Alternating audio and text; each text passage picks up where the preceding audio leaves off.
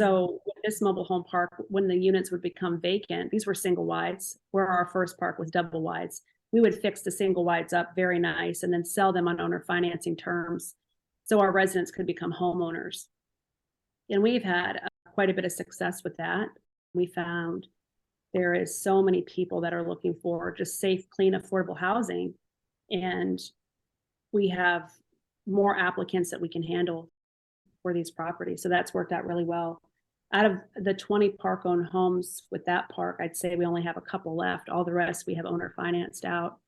And the park's running beautifully and doing beautifully.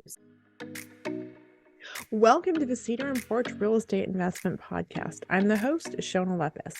Follow along as we unpack and demystify real estate investment strategies through expert interviews and personal experience.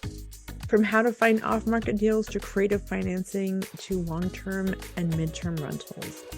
Our goal is to educate and inspire others to gain financial freedom and generational wealth through real estate investing. All right.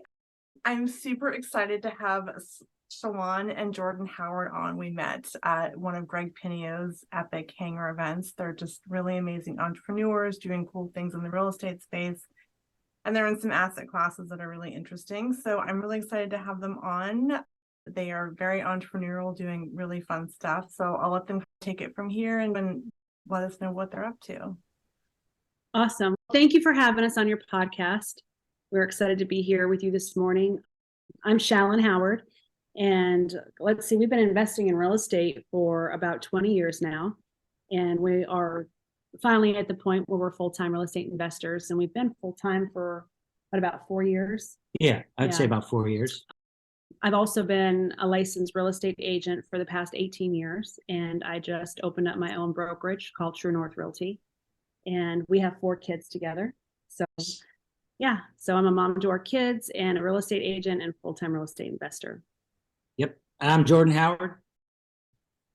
The journey through real estate started with reading a book, Rich Dad, Poor Dad. I used to be a government employee in the Department of Defense as a firefighter.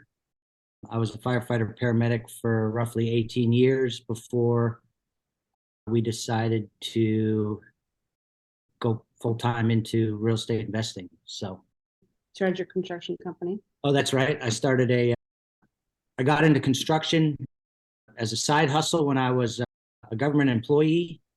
I opened a small construction company. I did that for about a year and got picked up by a custom home builder in our local market. Through their guidance, I was able to get my residential builder's license, and I opened up True North Builders, and we focus on custom built garages with accessory dwelling units above, trying to turn them into 1-bedroom apartments and stuff. And I'm starting to coach some of my clients on possibly short-term renting those out to make some side hustle.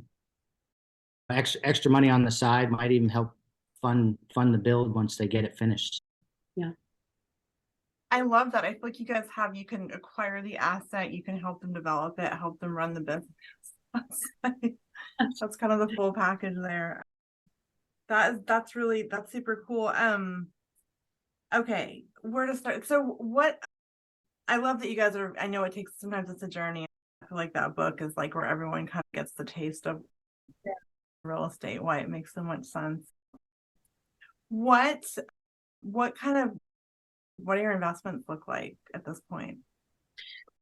Let's see. We started investing, I'd say, when we bought our first house when we were 23. We read Rich Dad, Poor Dad in our early 20s, right after we were married. And that book really resonated with us because for the first time, it taught us the difference between assets and liabilities, and that you should spend your time acquiring assets instead of liabilities. And really, it was the first time we had heard that. Right. It taught us the importance of working to learn instead of working to earn.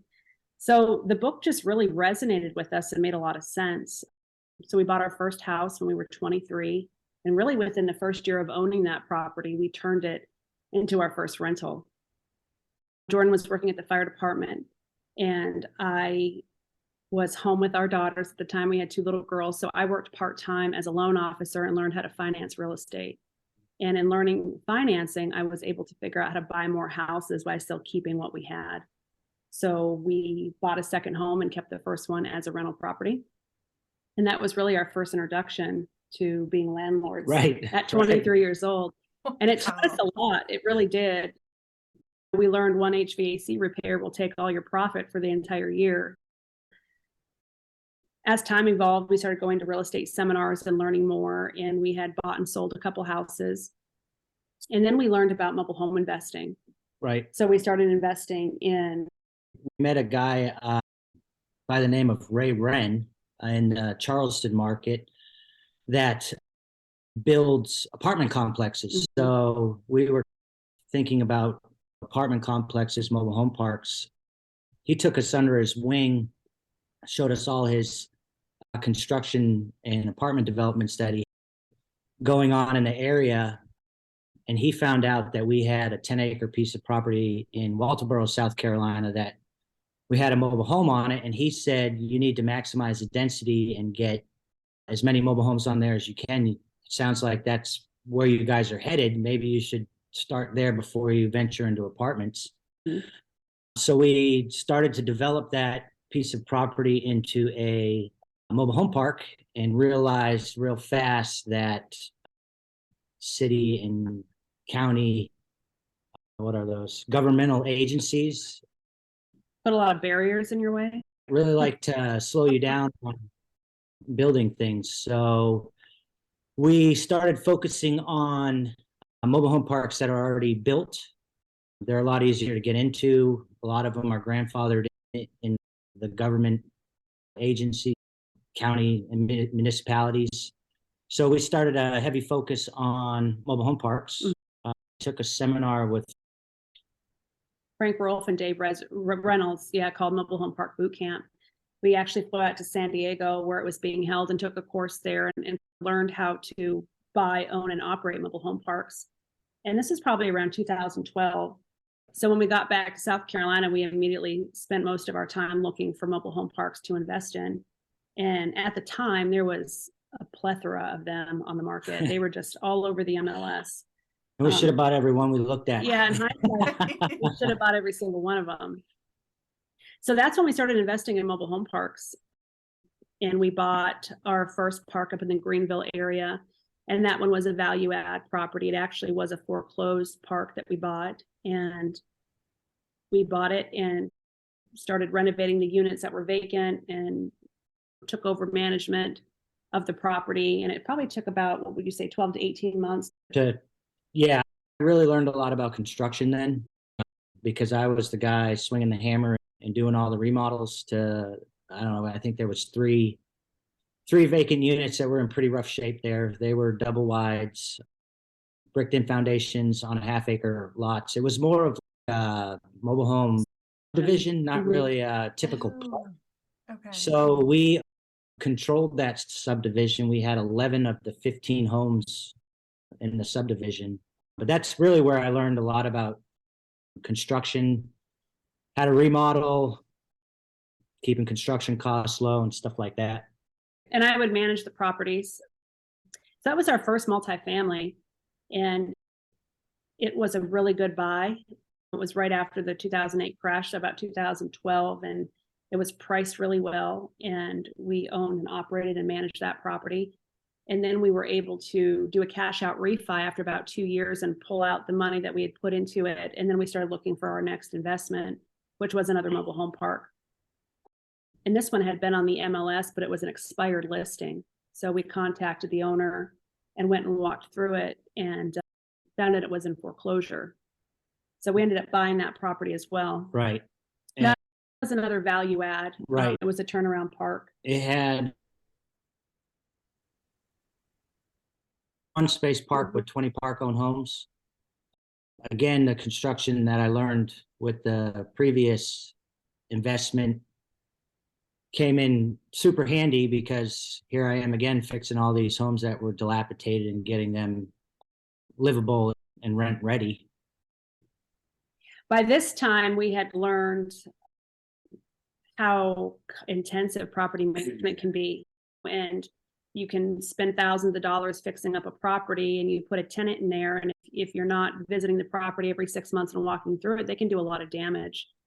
So with this mobile home park, when the units would become vacant, these were single wides, where our first park was double wides. We would fix the single wides up very nice and then sell them on owner financing terms, so our residents could become homeowners. And we've had quite a bit of success with that. We found there is so many people that are looking for just safe, clean, affordable housing. And we have more applicants that we can handle for these properties. So that's worked out really well. Out of the 20 park owned homes with that park, I'd say we only have a couple left. All the rest we have owner financed out, and the park's running beautifully and doing beautifully. So I have so many questions. I mean, to me, when I think about mobile home parks, the beauty is that you're just running the land and not dealing with the maintenance and the tenants and all of that. So can you just explain how you're doing the owner rehabbing and selling back to people? I think that's super cool. So you inherited these houses or the mobile homes, and then you rehab. When we bought the park, it came with 20 park owned homes that the prior owner was just renting out. And he was renting them to all walks of life in that asset class. He had no qualification system. None whatsoever. For his residents. So right. It was full of a lot of drug activity. People just weren't paying their rent, and he was letting this all slide and wasn't really, I guess, managing with an iron fist. So we had to evict a lot of people out of there, and we brought the clientele up to people that are hard workers and a lot of retirees on fixed income. Yeah, we just started running it with standards. We had a qualification system to do a rent to own for one of our properties. Much like when I was the loan officer, I would require 2 years work history, 2-year rental history. I would do a credit check and a background check. And when the homes would become vacant, when the tenants would move out or when they would get evicted, we would then go in and fix them up. When we would fix them up pretty nice, we'd put LVP floor in there. Yeah. We'd paint the inside and the outside. We'd cold seal the roof. So they're getting a nice quality home. We would replace the toilets and fix the plumbing. New bathrooms, a new kitchen, a lot of new kitchen cabinets and countertops. We'd fix some subfloor issues, paint the inside, reskirt them. Right. New stairs if they needed it. So this park has homes from like the 1964s all the way up to I think the newest one we got in there is early 90s. So a lot of the older homes, they had to get updated electrical panels. So, I mean, the rehab was extensive, but one thing that's nice about mobile homes versus stick-built houses is the cost to rehab them is way more affordable. Plus the clientele that is going to be either buying them from us or renting them don't expect granite countertops, don't expect tile bathrooms. They just really want a place that gets them out of the weather, that's nice and clean and freshly painted, and give them a safe place and affordable to live. You don't really have to go crazy with fixtures, and a lot of the appliances and stuff we would put in there came from like a secondhand appliance store where they would get them and repair them, and they come with a year warranty, and you don't have to go buy the stainless steel fridge and matching dishwasher for this type of renter or homeowner. So once the properties were finished, people would call us just off of the sign we had in front of the park. We did have a website with the park as well. So the resident would go online and fill out the application. And then from there, I would contact them and verify their employment history and verify their rental history. And I would do a credit and a background check. And if I had 10 to 20 applicants, I probably would have 5 that would go through that process with me. And then I would just choose the best one, and we would owner finance the home. Probably it would depend on the numbers of bedrooms and bath, but we would say owner finance it for $20,000. They would put $3,000 down, and then they would make payments on the home for 5 to 7 years. And after the 5 to 7 years, we would transfer the title into their name, and then they would own the home and they just pay lot rent. And we've done that with 8. We've got Yeah. 3 left, so 17 of them right. we've And owner it's- financed out. Yeah, it works out beautifully. I love that. That is so affordable, and just having that, did you, I mean, I've never heard of that model before of doing that. Is that something you guys came up with, or? We Well, learned actually from Frank and Dave, From Frank and Dave. Frank Rolf and Okay. Dave, kind of the way that they manage mobile home parks. I want to say right now they're like the 3rd largest mobile home park owners in the United States. Mhm. It's a very good boot camp that they put together, but just gets you out of the maintenance business, but you're not leaving it to someone that's renting it. You're leaving it to someone that has home ownership, and they take way better care of the property. For instance, one of the gentlemen that we've just did this with here recently, he's replaced all the steps. He's going inside and doing a whole bunch of stuff that we wouldn't do as landlords, but he's making it his own. He's doing the things in there. He's removing walls and he's making bathrooms bigger. So they tend to go above and beyond of what just a renter would do when they have home ownership. And a lot of them are so grateful. I had one lady, she was in her 60s, and she said, this is the first time I've ever owned a home. And she was just so grateful to own her own home. So for us, it's really rewarding. And honestly, there is such a need for affordable housing. And I can't even return all the phone calls I get daily just for people looking for safe, clean, affordable housing. So if I had 100 more available properties, I could fill them today. So, yeah, I really feel like we're just filling a need in the community, and it works out perfectly because they own their home and then they just pay lot rent. It kind of ticks all the boxes. You're doing good. You're helping people. They're really invested. Like that compared to the traditional renter, I get calls like there were 3 ants in the bathroom, and I have to just, I'm just like, really, there's a little, yeah, it's a different game. I love that. Okay, so if someone, I mean, it sounds like you're self-managing this. What kind of tools are you using? Like, how do you, or are you, I guess I should ask if you're self-managing. Yeah, so honestly, I just use an Excel spreadsheet, and we use books to send out invoices. And I don't remember the name of the program, but there's, what's the name of the background check and credit check? I use mysmartmove.com, which is a website, and they do a credit and background check, and the resident pays for that. So I just send them a link for it. They pay for that, and then it sends me the information. But we just keep it really simple. We had tried using management systems, software, and for me, I just like it simple. So I use an Excel spreadsheet. We do have a bookkeeper that does our bookkeeping for us. Right. She's a tremendous help. And then QuickBooks sends our invoices out. And then we have a place on site that they can make payments. Either some of them we allow to write checks, money orders, but really here recently, half of them have gone to Cash App or Venmo or Zelle. So I would say we have half that do it online and half that's still deposited in the rent deposit box on site. But we try to make it as hands-off as possible. So. Yeah, no, I love them. So I used to collect checks, and then sometimes I forget to check if they came in because it's all so automated. I'm like, shoot, I should probably log in and look at the system. I'm curious if are there any trends that you guys are seeing in this? I think the model to me makes so much sense because you're helping people and then you're collecting that lot rent. So to me, it takes out all that maintenance and all of that kind of, you don't have turnover, I'm assuming, because they're mostly owner occupied. We have hardly any turnover at all, which is a beautiful thing. We just don't have turnover because they're owning the home. And if someone that's doing a rent to own gets behind, I work with them, but I'm also very upfront and I say, listen, you're going to lose your deposit money and you're going to lose your home. And I have 15 other people on the waiting list that would love the opportunity that you have. I don't play games, and they realize they can't find any other safe, affordable housing. So they stay current and they make their payments because they just don't want to lose their home. So I'm just very upfront with people.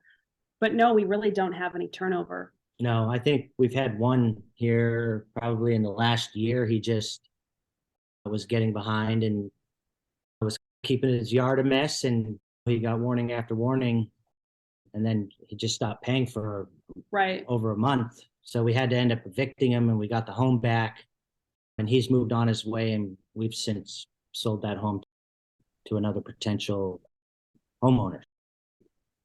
Yeah, there's very little turnover, and seeing we don't own the homes, there's minimal maintenance calls. Within owning a mobile home park that is all lot rent, typically what's the responsibility of us as the owners is any of the infrastructure. So we're on septic and city water. So anything underground is the responsibility of us as the property owner. As soon as those pipes come out of the ground and start heading up to the home, that since becomes the responsibility of the person leasing the lot from us. Maintenance calls is few and far between. Yeah, in the winter time, when the ground freezes, we might get calls for having Septic a issue. septic issue, but it's very low maintenance, and we really appreciate that. Now, it did take us probably about 12 to 18 months to get there. After we bought the property, we had to evict some of the tenants, and then we had to get the homes renovated. But we've owned this property 8 years now, and it pretty much runs on autopilot. That is truly the dream.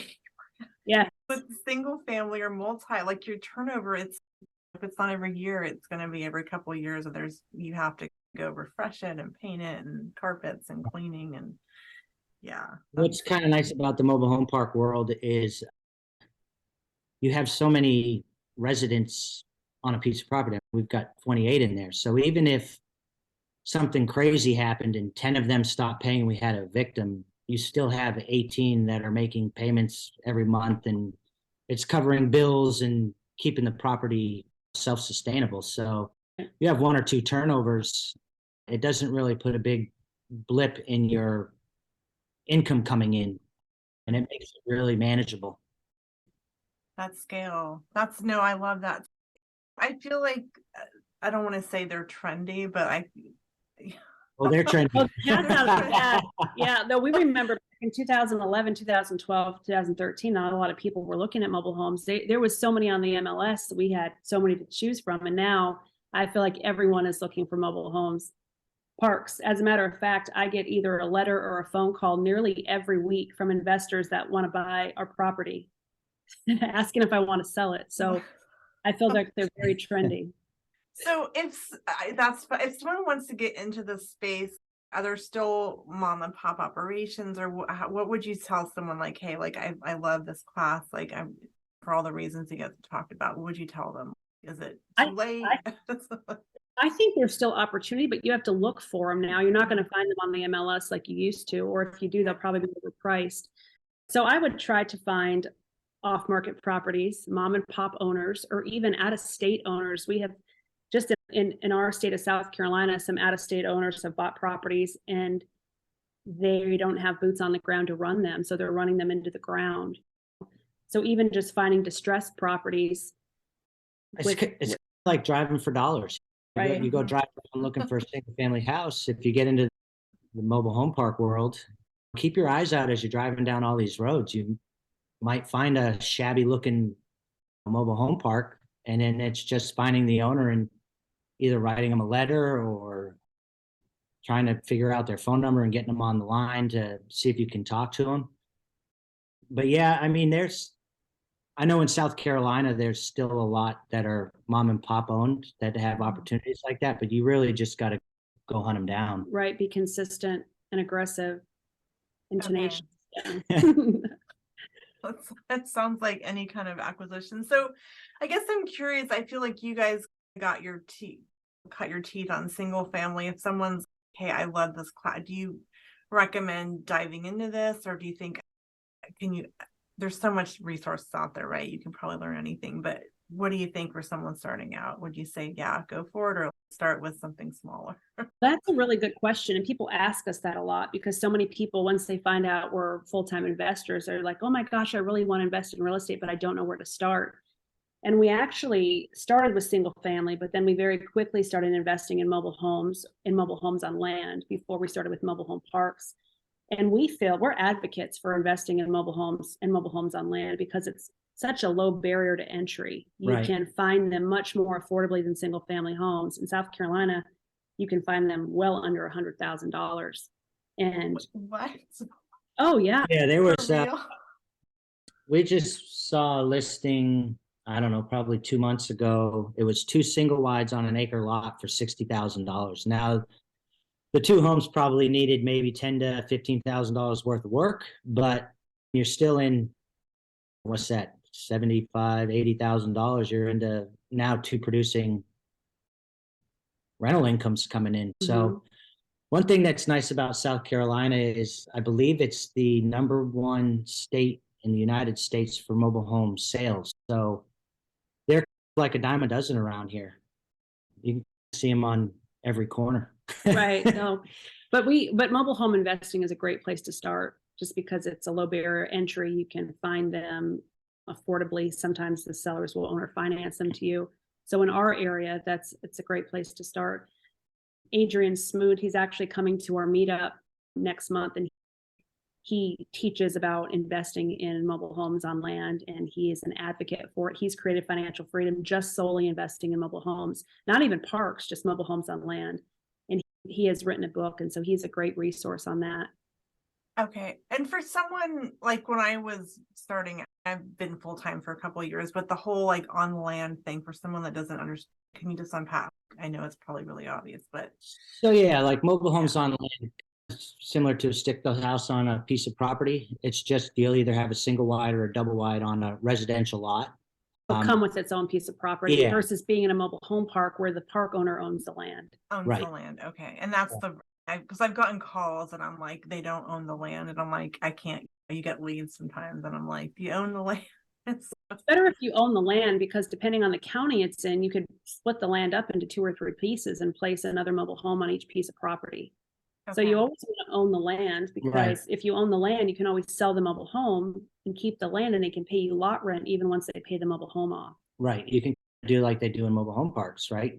You sell the unit, but you keep the dirt and then you charge them lot rent. You can do the same thing on a mobile home on a half-acre lot. You can fix up the home and you can put that on financing terms. And once they pay it off over the next 7 or 10 or whatever your terms are, then you just charge them lot rent for every month. And if they want to move the home, go ahead and pull it off. Here in South Carolina, you can get a brand new 2-bedroom, 2-bath, completely set up on land for $52,000. And they could have it delivered within a week and set up within a week. So within 2 weeks of you purchasing a piece of property, you could honestly have a rental going full-fledged. Right. That's coming from Portland.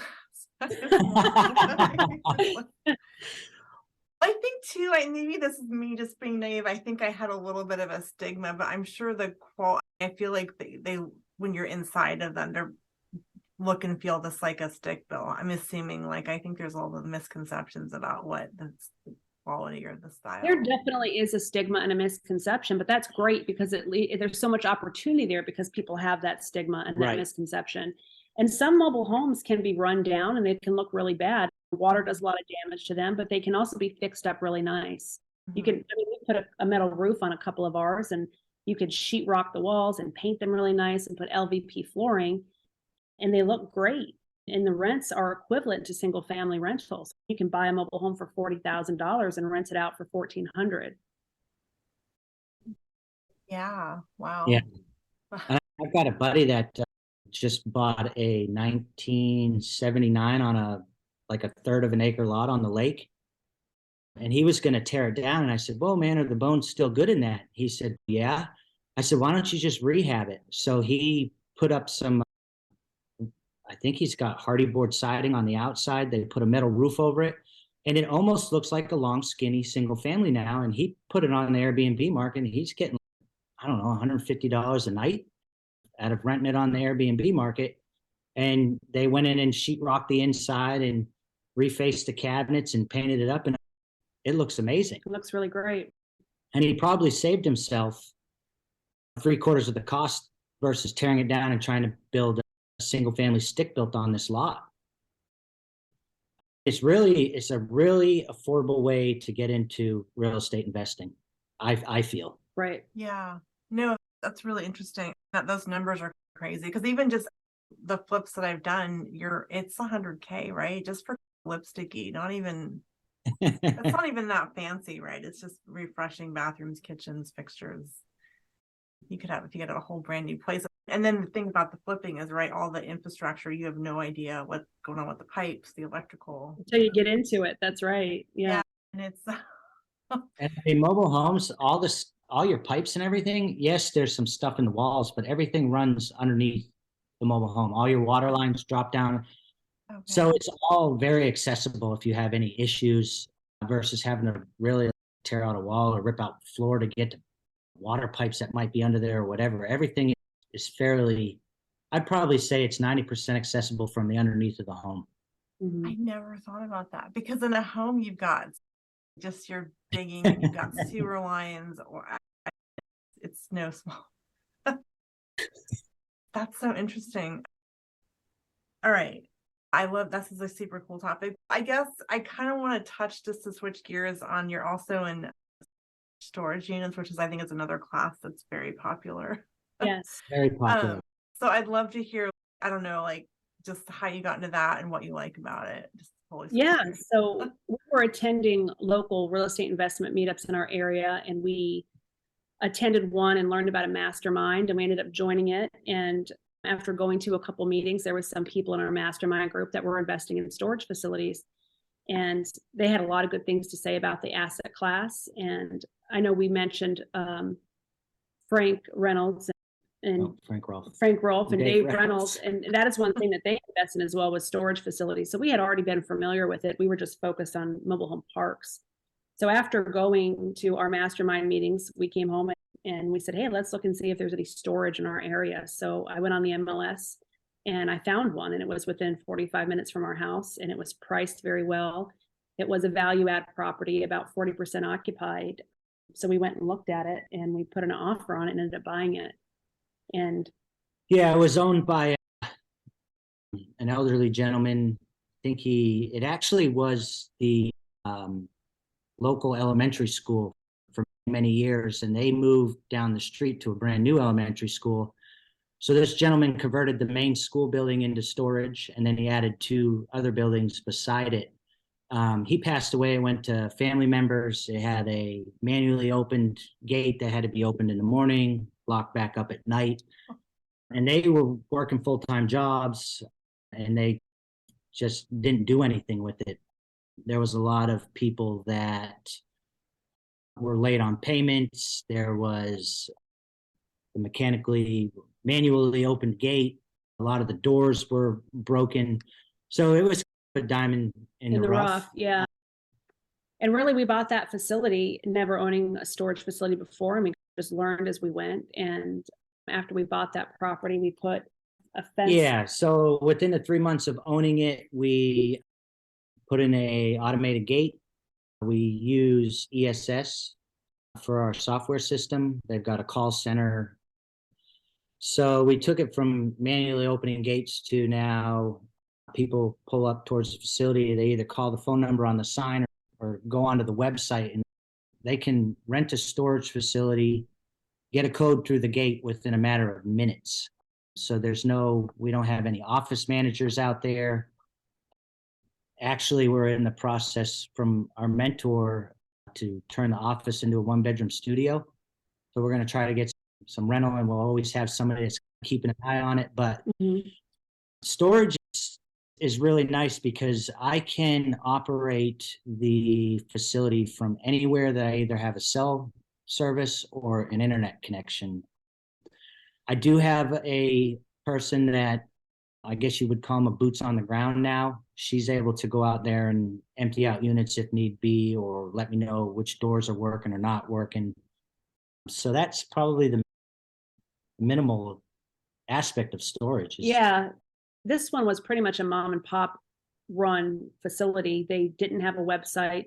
They didn't even have an operating camera system that worked, or like the gate wasn't operable. They had to open and shut it every day. And people could crawl under the fences. they were having break-ins. So within 3 to 6 months of owning it, we put a new camera system in, we put a new sign up, we put a website on it, we automated the entire facility, which made it just so much more efficient to run. And I would say within 9 months, the occupancy went from 40% 80 to about 80%. Love that. I feel like the technology and everything in this world has come so far, but especially the fact that you're not running background credit checks on, I'm assuming it's just kind of pay a deposit because there's not even I a don't know. deposit. They Not pay, even- no. So it, depending on what time of the month they rent the unit, it's prorated for that month. And then every month after, it's the street rate or whatever we have the unit priced at. And then if there's any late payments or anything, I just lock them out on my phone and then I go through the auction process.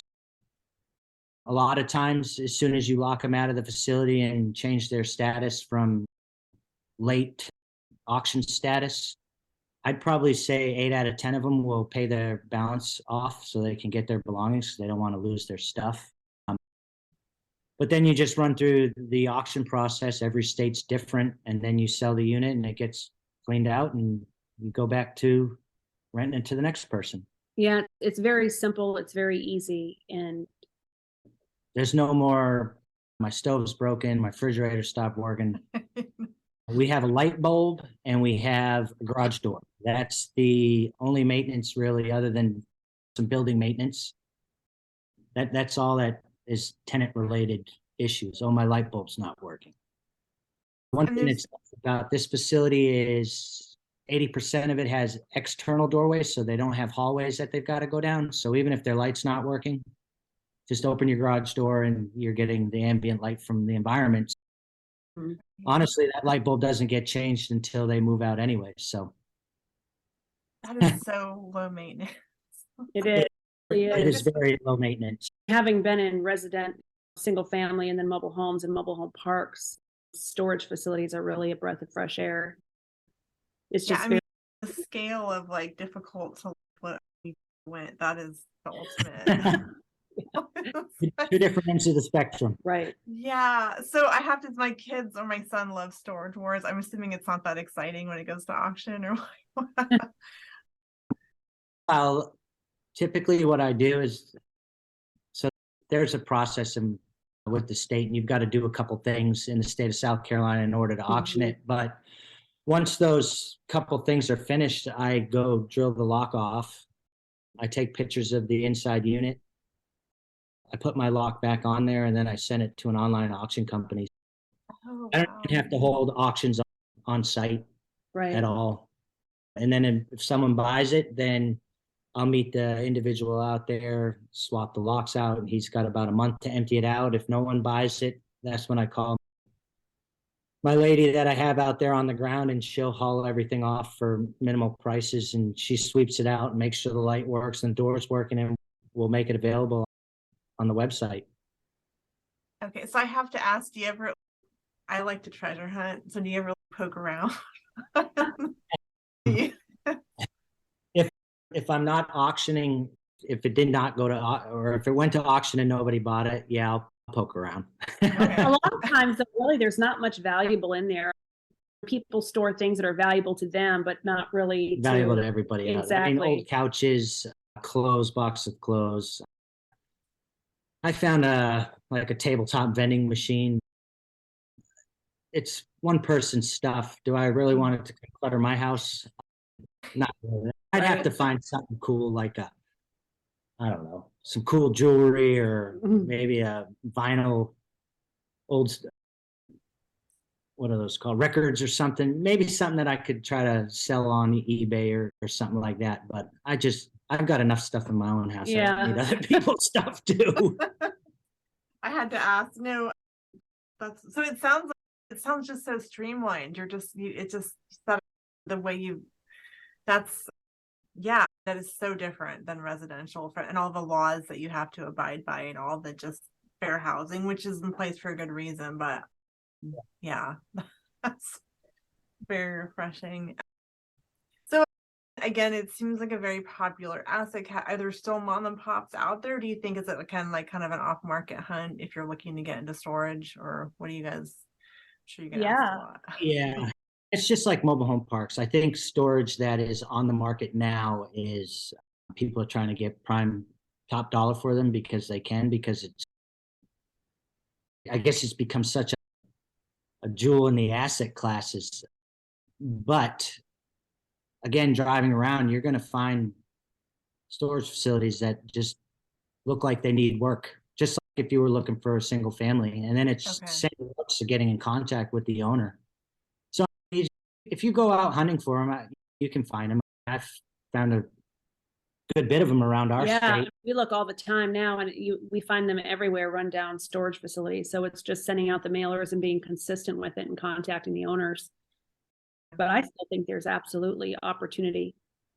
You just gotta look and hunt and just keep going until you find one. I think that we got lucky with finding this on the MLS. We did. I remember when I first found it, I thought, why isn't this under contract? Why is this still active? What's wrong with it? And just no one had seen it yet. So I think we got lucky in that aspect.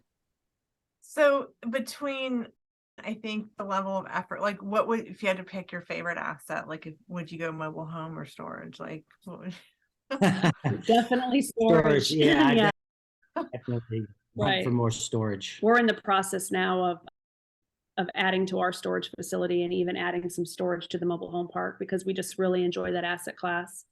Okay, that's kind of having that. It's an amenity almost then, I'm assuming, at a park to have storage as on site. I think there needs to be some storage on site, and there's just in the town that we're in, there's a need for storage, and part of our mobile home park is a great piece of property to put storage on. So we're in the process of having it rezoned commercial and then developing it into storage. Wow, you guys are ambitious. Thank you. We're trying. So when you're, I don't know anything. Is it when you're evaluating, like if you find something that's off market, is it just the typical, like what's your income, what's your expenses? Are there any tips on evaluating? Big thing with storage is, what is that? Saturation. Yeah, saturation in your market. Now, typically, when I find a storage facility that I'm interested in, I try to find the population in a 1, and a 3, and a 5 mile radius. And then within that 1 and 3, 5 mile radius, and you can do it through Google Earth or whatever, you just need to scour and see if there's any other storage facilities that don't pop up on Google as well, on a Google search. Because you want you try to get it's not income per capita, it's storage or square foot per capita. That's one of the big things you want to look at, because you don't want to buy in an oversaturated market. Okay. And then we're getting prices at $55 a square foot to build them brand new. So that's another gauge. What are they got this priced at per square foot? If they're at 75 or 80, I find that's overpriced if I can build it for 55 to 60. So those are the two key factors we look at in evaluating possible purchases in the future. We had a facility under contract about 2 years ago, and during due diligence, we went to the town to see if there was any new facilities coming in. And they told us, yes, actually a Kmart that had closed down was within a mile of the facility we were buying was going to be turned by CubeSmart and turned into storage. And so once we had that knowledge, we got out of the contract because it was adding, I think that facility was adding around 70,000 square foot of heated and cooled inside storage. And then it had another like 100,000 square foot in the parking lot that they were converting into outdoor storage along with boat and RV parking. And this was just a typical metal building with external garages to get in and out of. There was no hallways. So that new facility getting built really oversaturated the market, and it just wasn't lucrative anymore. Plus there was no expansion. Our storage facility that we bought 2.5 years ago, we've got 5 acres that we can expand on. Oh, wow. Above and below what's already there. we're in the process of doing that now with the county and going through general contractors and getting pricing to pretty much triple what's already out there. So That's exciting. And then you just the demand, you have the unit, are you turning away people, or you can see it that it would be worth developing that. oh yeah, as soon as a unit becomes vacant and turned around and it's listed back on the website, it's available within, I'd say 3 to 5 days, it's already rented back out. Wow. And then where we're at, there's no heated and cooled. So we're going to add, they call it a hybrid unit. It's big metal buildings, but the whole interior of the metal building is hallways, and that's heated and cooled square footage. But then the exterior walls are also non-heated and cooled square footage. So we're going to have a mix of both out there. Each building is going to have heated and cooled and non-heated and cooled as well. And then we're also adding boat and RV storage. Yeah, covered boat and RV storage to the property as well. Right. Yeah, God, that's so interesting. I'm gonna ask you something. So are there any trends wise? It feels like it's pretty basic, but are there trends like heating and cooling, or like you're saying boat and RV storage, or other trends that people are asking for, like value adds? Or I'm just curious. The heated and cooled aspect is big because a lot of like doctor's office, lawyers' offices, stuff like that have to hold their records for 7 years before they can dispose of them. So if they're in a heated and cooled space versus non-heated and cooled, the records tend to last longer and stay better quality. It just cuts down on the grime that gets through the little cracks and stuff like that.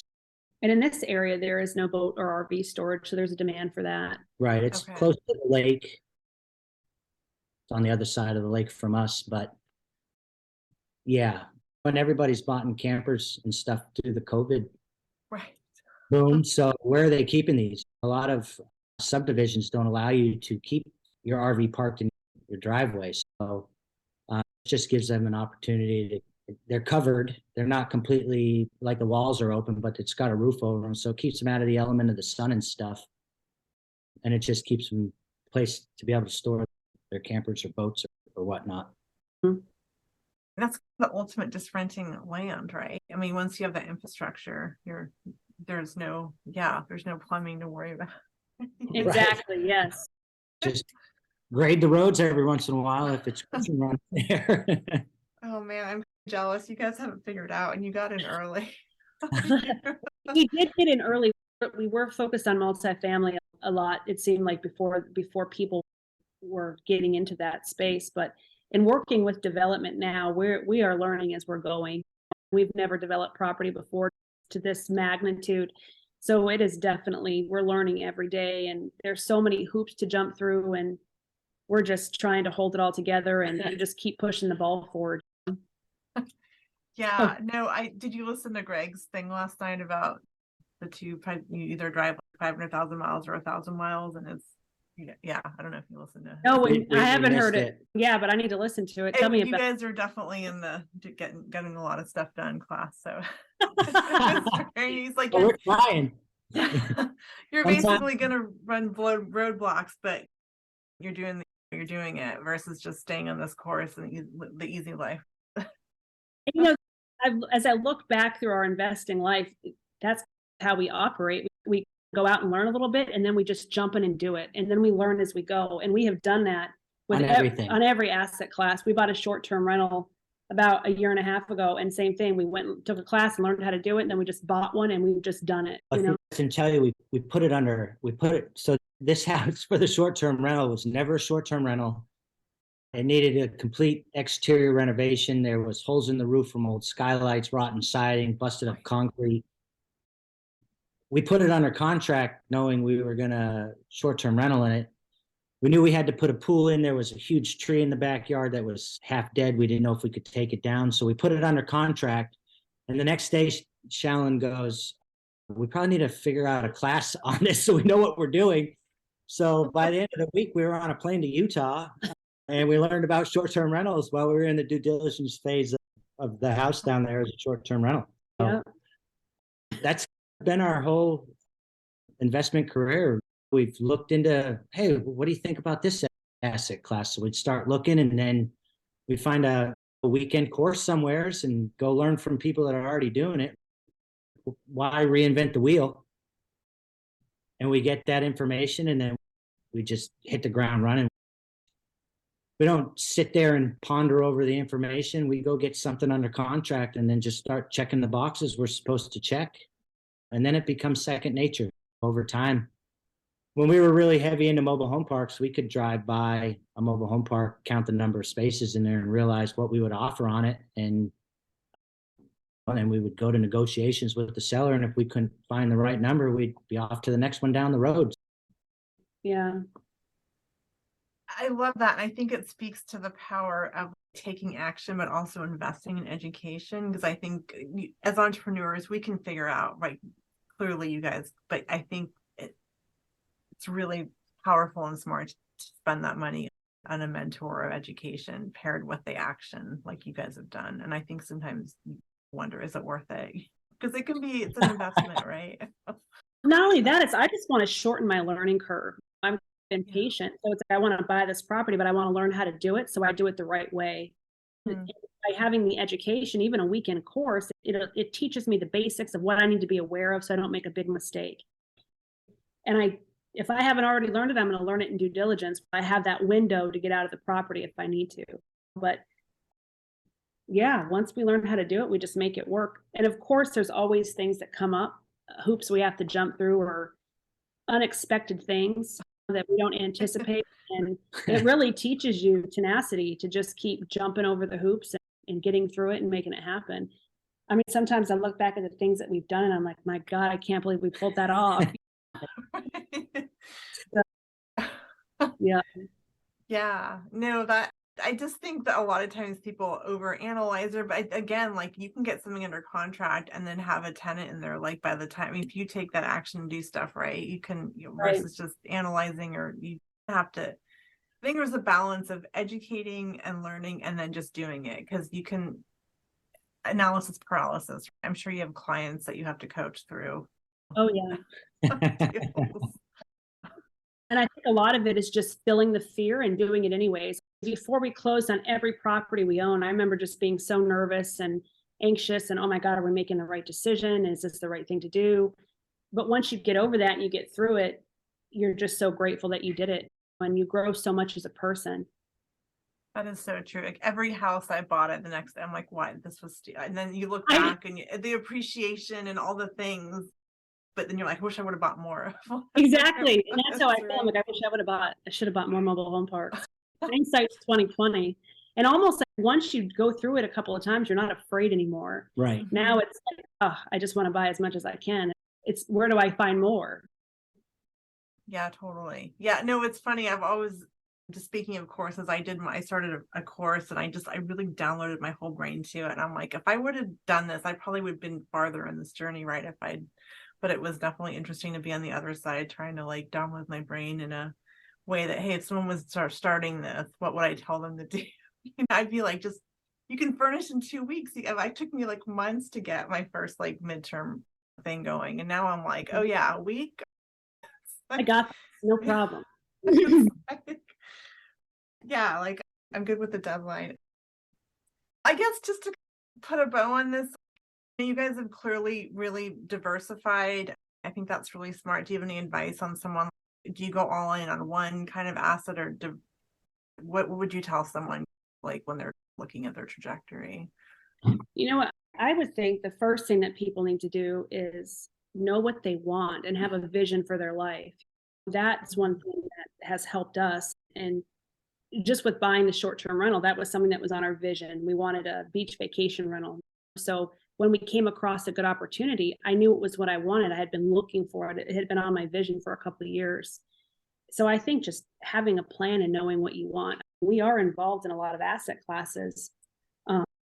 I think going off on that is, once you realize what asset class you want to get into, is to really get some education on it and then go buy a couple or do some evaluations of properties to where it becomes almost second nature. Right.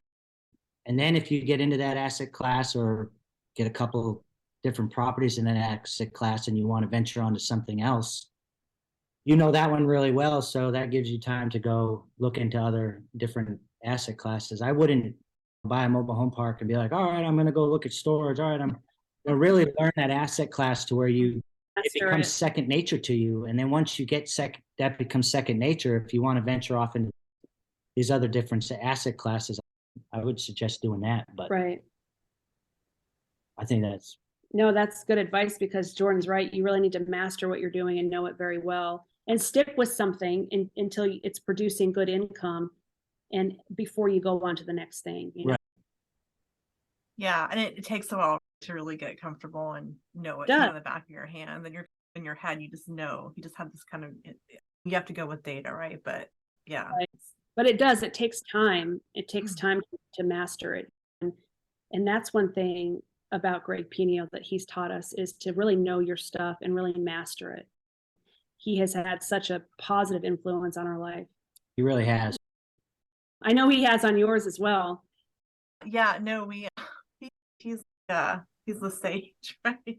Yes. Yeah, he's real, and he attracts, I think it's a tribe, right? You very like-minded, very kind of entrepreneurial people that are doing good things, good people. And I think you need that around you, because you often feel a little isolated as an investor. Not everyone's doing it. It's a little mysterious to people sometimes, I think. And that speaks to the power of meetups and networking. I know you guys just started a meetup. If you want to touch on that real fast, I think that's exciting. Yeah. So we just wanted to create a community in our area of investors that can meet every month, and just like-minded people. So many people would ask us when they find out we're full-time real estate investors, how we got started or how they can get started.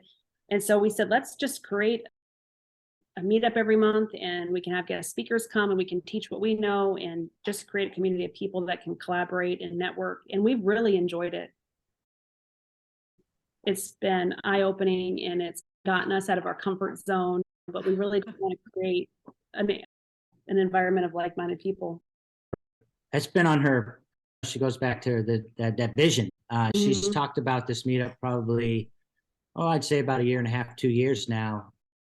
And finally, we pushed the ball. It was the time to do something in our community, because we were traveling 30 minutes to the local RIA down in Columbia. And we're like, why don't we just start this in our own backyard? And February was our first meetup. Yeah. It seems to be growing really well. I think this month there's going to be a lot of new faces, because people have been reaching out to us on social media and stuff to find out more about it and stuff. It's really a neat concept, I guess. Who would have known we'd have been doing this? We're just wanting to attract more real estate junkies. No, there's definitely a huge community here, and I feel like I think people just love to share and connect, and it's a very supportive community, and it feels good to connect with other people, and you can ask questions. Because I was a long time, we were very slow investors, and I was like embarrassed to say I wouldn't even call myself an investor, because I was like, I'll be judged, or I'm an evil landlord. And now I'm like, I own it. But you have to be around other people doing it. Yes. Not only that, but there's a lot of fear around investing in real estate. And I just want to help people overcome that fear. Real estate has changed our life. And I really just want to show other people, even just 1 or 2 properties can change your life. And I think just getting over the fear and doing that first property really just gets you over that. Kind of opens the door. Yeah. It's just, and then you realize it's not all those stereotypes or all those things that you hear generally don't happen if you do things the right way. And I just have to say kudos. You guys are working together and doing this. It's not easy. My husband and I had an agency together, and it's not easy, and you guys are clearly killing it. So. Thank you. Yeah, I appreciate that. You clearly get along well still. So I would have to say it's just a lot of hats. It is a lot. It is a lot. On top of it, we're raising 4 kids, and keeping a marriage together. And it's like anything, you grow, you learn a lot about each other, and you just learn a lot about each other and you grow. And if this is a path that you decide to go down with your spouse, there's going to be some mountains and hurdles that you've got to get over relationship wise, along with business wise, but I wouldn't change it for the world. I'm happy to be where I'm at. Yeah. And we just have different strengths and weaknesses. So we really can just feed off of each other. And yeah, we complement each other very well. That's so important in any partnership, but especially if you're married and in business together. Yeah, not a lot of people can do it. I agree. It's not easy. I can just super relate. We do different things, but we still like support each other. And so, yeah, I've been there. I have to ask you, are your kids involved in business? Since you guys clear your family, we've got 3 daughters and a son. Our oldest daughter's 23 and she's in college at Citadel, which is like a military style college in South Carolina. We've got a 19-year-old that's just finishing up her freshman year at USC. She's got the real estate bug and the business bug, so that's what she's going to school for, is to learn entrepreneurship and project managing, actually, in construction. Oh. Then Ava's a freshman in high school, and JJ's 12, and he's in 6th grade. Mm-hmm. I think our second daughter, Alana, is going to be starting to slowly learn the ropes of all this. But the oldest one's off on a marketing degree, and I think she's going to be going to Boston after she graduates. And then Ava's really into softball, so I'm not sure what her thoughts are when she graduates high school.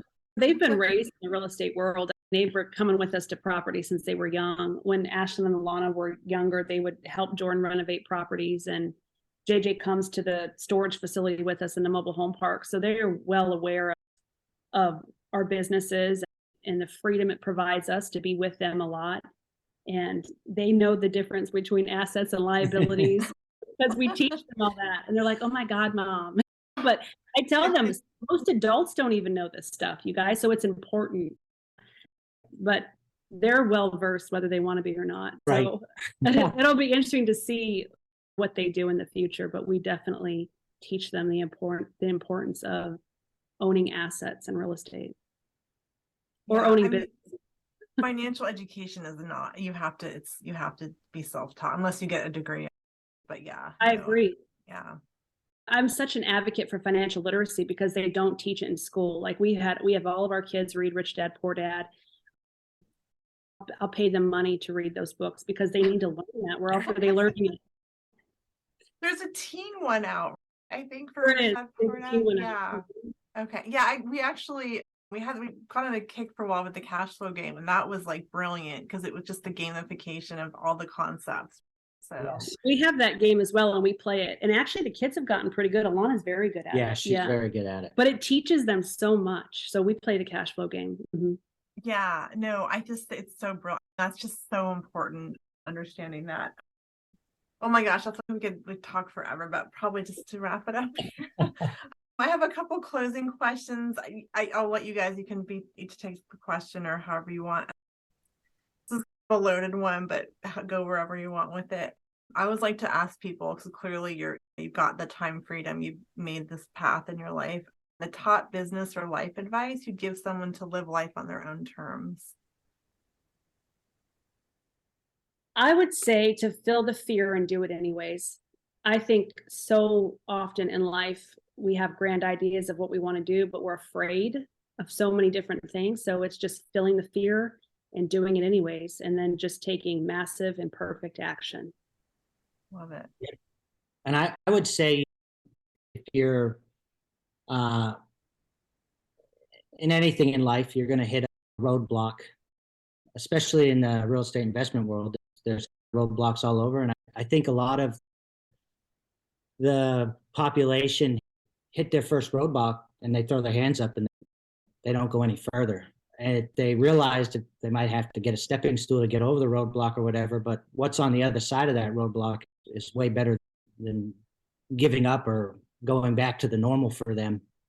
You just need to be tenacious, and if you push the ball only an inch down the field, that's a lot farther than if you just stopped.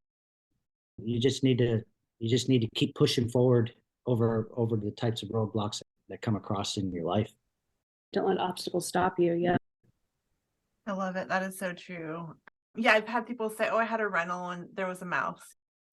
I'm just like, "Man, okay, you know what that house is worth now?" If you had Exactly. Right, You know right. what that mouse cost you? Yeah.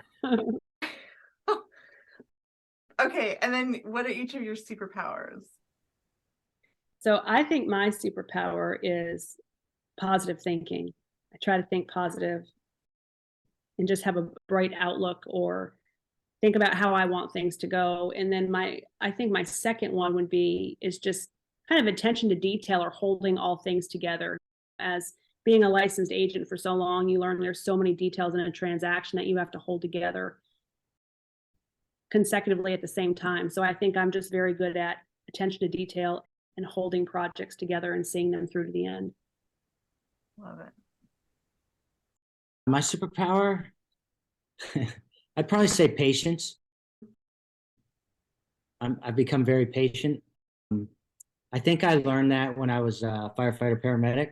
You're in a place of chaos a lot of times when people call you, and if you're scatterbrained and out of control, you're gonna lose control of the scene. So having patience and being able to work through other people's emergencies has really taken me a long way in the real estate world, because there's hiccups all along, and you just need to sit back and sometimes let them work themselves out for the prize at the end.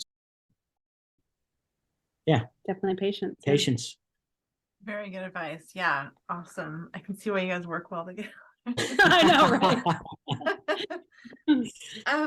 Okay, I always like to ask, I know we touched like a book or a podcast or a resource that, and you guys have mentioned a couple, but maybe just your favorites or something.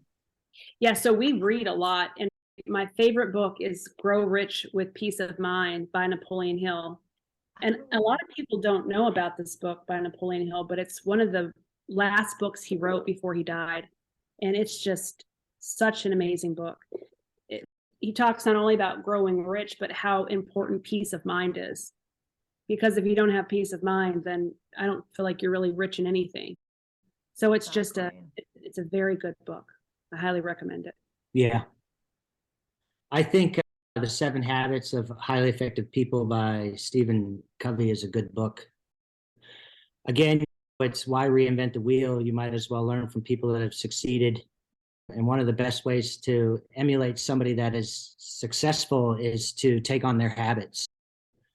He's got a lot of good information in that book that helps you get good habits to be successful in whatever you're going, if it's a business, life, family, whatever. Because you really become whatever your habits are. You really do. That is a classic. Yeah, thank you. And that Napoleon Hill one, I've never heard of that one. Thank you. Yeah. There's a lot of people that haven't heard of that book. Even some of the people in our circle of influence, they're like, "What book is that?" And you found that in I found discount box at a Books a bookstore. Million or something like that. Oh, no way. Okay. Yeah. That's awesome. I was That's just looking, I really like Napoleon Hill, so I was looking for any books by him, and that's where I found it. okay. He's Because there's the other one, Think and Grow Rich, is the classic that everyone. Yeah, that's the Yes. classic. I like this better than Think and Grow Rich. I just like it better than Think and Grow Rich.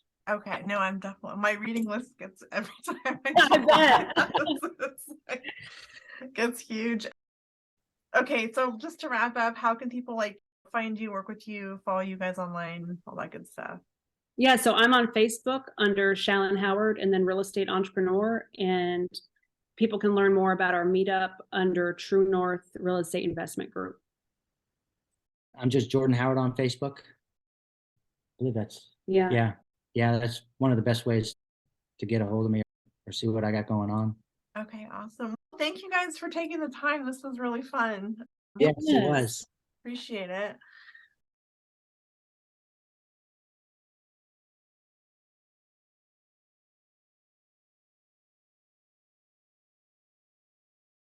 Thank you so much for listening. I hope you found it valuable. Please take a minute to hit the subscribe or follow button. It really helps other people find us and share it with a wider audience. We also appreciate 5-star reviews. Also, please take a screenshot and tag us on your favorite social platform. We're at Cedar and Porch. The show was brought to you by the Mid-Term Rental Playbook course, your blueprint to setting up a successful midterm rental. Learn more at the Mid-Term Rental Playbook.com, link in the show notes.